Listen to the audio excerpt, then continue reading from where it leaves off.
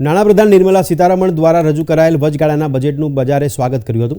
હકારાત્મક વૈશ્વિક વલણો અને રિલાયન્સ ઇન્ડસ્ટ્રીઝ, ઇન્ફોસિસ અને TCSના શેરોની આગેકૂચને કારણે શુક્રવારે બેન્ચમાર્ક ઇક્વિટી ઇન્ડેક્સ સેન્સેક્સ અને નિફ્ટી વધારા સાથે બંધ થયા હતા. ગુરુવારે સેન્સેક્સ 440 પોઈન્ટથી વધુ વધીને 72,085 પર બંધ થયો, જ્યારે નિફ્ટી 156 પોઈન્ટથી વધુ ઉછળીને 21,858.80 પર બંધ થયો હતો. Power grid corporation, NTPC, TCS, Tata steel અને GSW સ્ટીલ 30 શેરોના સેન્સેક્સ પેકમાં ટોચના ગેનર હતા. Axis bank, HDFC bank, Hindustan Unilever, ITC અને લાર્સન એન્ડ ટુબ્રોના સૌથી વધુ ઘટાડો નોંધાયો છે. એશિયન બજારોમાં ટોક્યો અને સિયોલ ફાયદા સાથે બંધ રહ્યા હતા, ત્યારે શાંઘાઈ અને હોંગકોંગ ઘટાડા સાથે બંધ થયા. યુરોપિયન બજારોમાં તેજી સાથે કારોબાર થયો, ત્યારે US બજારો નફામાં બંધ થયા અને વિદેશી સંસ્થાકીય રોકાણકારોએ ₹1,879 કરોડથી વધુની ઇક્વિટી વેચી હતી.